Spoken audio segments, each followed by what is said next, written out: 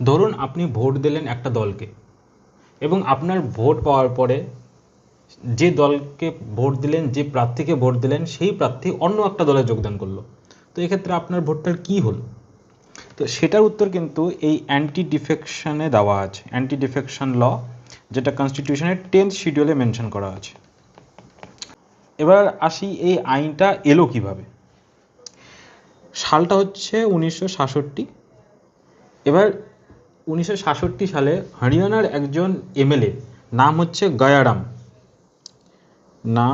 গয়ারাম, ঠিক আছে। ইনি কি করলেন, একদিনে তিনবার দল বদল করলেন, এবং সেখান থেকে কিন্তু এই বিশাল একটা ফেমাস লাইন আয়ারাম গায়ারাম এই টার্মসটা আসে। তো এই জিনিসটা যাতে বন্ধ হয়, যাতে সাধারণ মানুষ যে একজন প্রার্থীকে ইলেক্টেড করছে এবং তার ভোট নিয়ে যখন প্রার্থীরা যা ইচ্ছা করছে, যেটা ইচ্ছে দলে যোগ দিচ্ছে, এই জিনিসটা যাতে বন্ধ হয়, তার জন্য কি হলো, 52nd কনস্টিটিউশনাল অ্যামেন্ডমেন্ট এলো রাজীব গান্ধীর শাসনকালে, যখন রাজীব গান্ধী গভর্নমেন্ট সেন্ট্রালে ছিল, এবং এটা came into force in 1st March of 1985। এবং এটা দিয়ে মোটামুটি কিছু হলেও আগের চেয়ে কম্পারেটিভলি ইমপ্রুভ হলো সিচুয়েশনটা, যে এক দল থেকে আরেক দল বদল করাটা একটু হলেও ডিফিকাল্ট হলো। কিন্তু তাতেও সেখানে প্রভিশন কি ছিল, 1/3 of the member of a party যদি একসঙ্গে অন্য একটা দলে যোগ দিচ্ছে, তাহলে কিন্তু এই প্রভিশন লাগু হতো না। আচ্ছা, আমি এই প্রভিশনটা বোঝাবো কিন্তু, যে এই প্রভিশনে কী হয়, অ্যাকচুয়ালি 10th শিডিউলটা কী, আমি আপনাদেরকে দেখিয়ে দিই।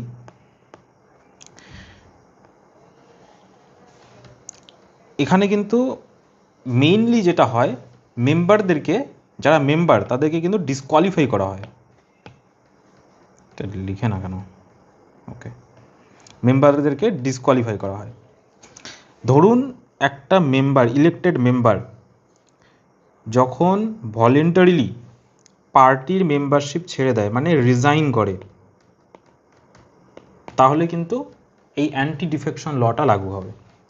অর ভোট দেয় বা ভোট না দেয় against party whip. Party whip তো জানেনই আপনারা কি।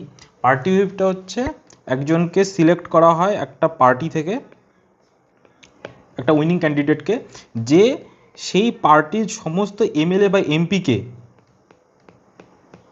পার্টির যে নির্দেশনা, পার্টির যে গাইডলাইন, সেটা সবসময় ইনফর্ম করবে, এবং এটা তদারক করবে যে তারা সেই নির্দেশনা অনুযায়ী কাজ করছে কি করছে না।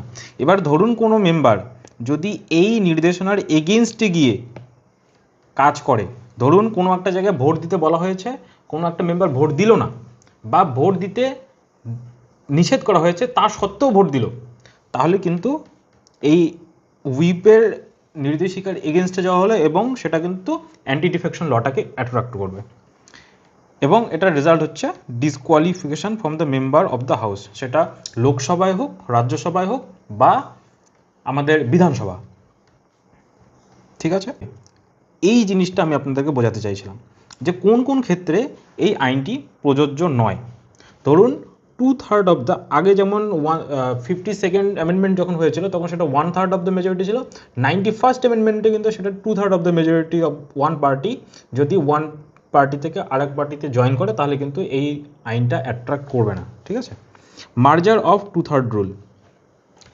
কারেন্ট সিচুয়েশনে যদি আমি আপনাদেরকে একটা এক্সাম্পল দিয়ে বোঝাই, যেমন টিএমসির ক্ষেত্রে একটা বাইফার্কেশন আসছে, 2/3 অফ দ্য মেজরিটি কিন্তু অন্যদিকে অন্য দলের সঙ্গে যোগ দেওয়ার চিন্তা ভাবনা করছে, বা তারা ইন্ডিপেন্ডেন্টলি থাকার চেষ্টা করছে টিএমসির ক্ষেত্রে।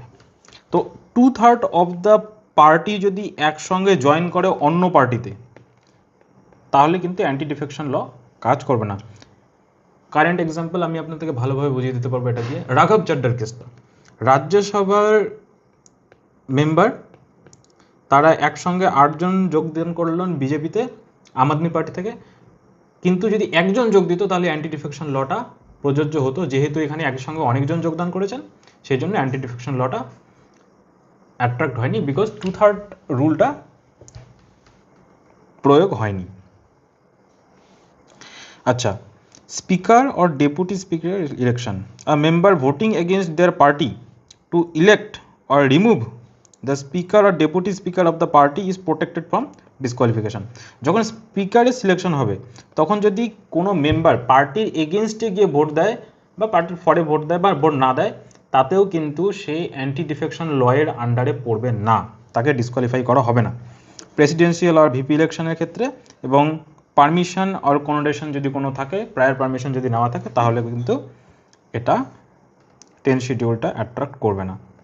আচ্ছা, এখানে সবচেয়ে বড় ব্যাপার হচ্ছে এই ডিসকোয়ালিফিকেশনটা ডিসাইড কে করবে। ডিসকোয়ালিফিকেশনের জন্য ডিসাইড করবে স্পিকার, কিন্তু স্পিকারের ক্ষেত্রে মেইন সমস্যাটা কি, স্পিকার হচ্ছে একজন পার্টির মেম্বার, রুলিং পার্টির মেম্বার, তার একটা পলিটিক্যাল বায়াস অবশ্যই থেকে যায়। তো এক্ষেত্রে কিন্তু এটা একটা ইস্যু।